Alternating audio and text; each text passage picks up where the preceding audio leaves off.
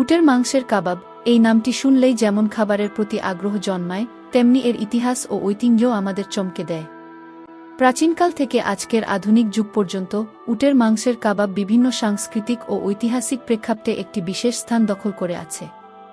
আজকের এই নিবন্ধে আমরা উটের মাংসের কাবাবের মজাদার রেসিপি ছাড়াও এর ইতিহাস, ঐতিহ্য এবং বিশ্বজুড়ে এর গুরুত্ব নিয়ে আলোচনা করে উটের মাংসের কাবাবের প্রাচীন ঐতিহ্য।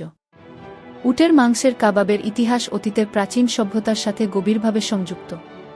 প্রাচীন মিশর, মেসোপটেমিয়া এবং আরবের ভূমিতে উট পালনের ঐতিহ্য ছিল অত্যন্ত জনপ্রিয়। সেসব অঞ্চলের মানুষেরা উটের মাংসের কাবাব তৈরি করে সেই সময়ে খুবই পরিপাটি এবং সুস্বাদু খাবার হিসেবে উপভোগ করত।